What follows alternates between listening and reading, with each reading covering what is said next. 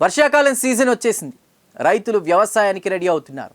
దాంతో నకిలీగాళ్లు అమాయక రైతులు మోసం చేసేందుకు రంగంలోకి దిగారు. గ్రామాల్లోకి నకిలీ విత్తనాలను తరలిస్తూ రైతులకు అంటగడుతున్నారు. అయితే ఆ జిల్లా పోలీసులు నకిలీ విత్తనాలు విక్రయిస్తున్న ముఠాను రెడ్ హ్యాండెడ్గా పట్టుకుని లోపలేశారు. ఆ నకిలీగాళ్ల ఉదంతం గురించి తెలుసుకోవాలంటే వాచ్ ది స్టోరీ.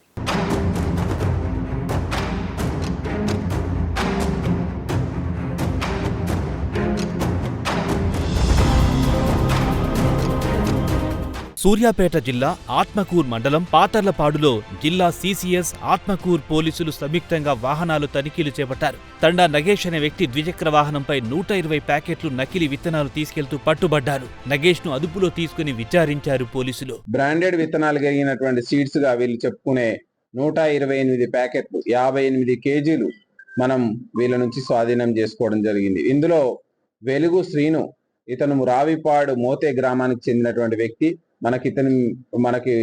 ఇతని మీద నమ్మదగినటువంటి సమాచారం రావడంతో మన పోలీసులు ఇతని ఇంటిపైన తనిఖీ చేయగా ఇతని ఆధీనంలో అడ్వాన్స్ 333 అనే పేరు కలిగినటువంటి నకిలీ పత్తి విత్తనాలు, అదేవిధంగా అరుణోదయ అనే నకిలీ పేరు కలిగినటువంటి విత్తనాలు, వీటిని స్వాధీనం చేసుకోవడం జరిగింది. ఇందులో వెలుగు సీను అనేటువంటి అక్యూజ్డ్ ని మనం సెర్చ్ చేస్తే 98 ప్యాకెట్లు అతని ఆధీనంలో మనకు దొరికినాయి.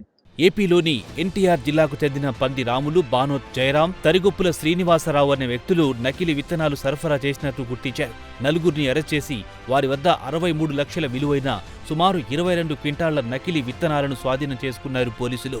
ఈ కేసులో ప్రధాన నిందితుడు అరుణోదయ కంపెనీ ఎండీ బాపట్లకు చెందిన మాగులూరి సాంబశివరావు, మరో నిందితుడు చెవుల నరసింహులు పరారీలో ఉన్నారు.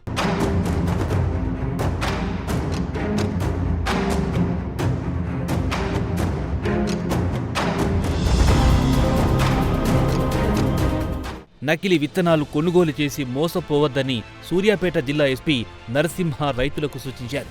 వ్యవసాయ అధికారులు సూచించే పత్తి విత్తనాలు, మిర్చి విత్తనాలు, వడ్ల విత్తనాలు కొనుగోలు చేయాలన్నారు. నకిలీ విత్తనాలతో వ్యవసాయం చేసి దిగుబడి రాకపోతే తీవ్రంగా నష్టపోతారన్నారు ఎస్పీ నరసింహ. మామూలు రైతులకు ఎక్కడా కూడా అనుమానం రానివ్వకుండా, అసలు విత్తనాలకి ఎలాంటి అనుమానం లేకుండా వీళ్ళు రైతులని మోసం చేయాలని, ఈ విత్తనాలను మ్యానుఫ్యాక్చరింగ్ లో ఎక్కడా కూడా నాణ్యత ప్రమాణాలు పాటించకుండా, జెర్మినేషన్ టెస్టులు లేకుండా, ఎక్కడా కూడా సీడ్ విత్తనాలను వాడకుండా, ఎక్కడా కూడా సీడ్స్ యాక్ట్ ప్రకారం ఏవైతే ప్రొసీజర్ను ఫాలో కావాలనో ఫాలో కాకుండా సూర్యాపేట జిల్లా వ్యాప్తంగా వీటిని అమ్మడానికి ప్రయత్నం చేస్తూ ఉంటే, దాదాపు వీరి నలుగురి పొజిషన్ నుంచి మనం దాదాపు 21 క్వింటాల్, దాదాపు మనం 39 సంచుల్లో 39 బ్యాగుల్లో 21 క్వింటాల నకిలీ పత్తి విత్తనాలు, సుమారు ఈ 63.375 లక్షల విలువైనటువంటి మెటీరియల్ ని మనం స్వాధీనం చేసుకోవడం జరిగింది.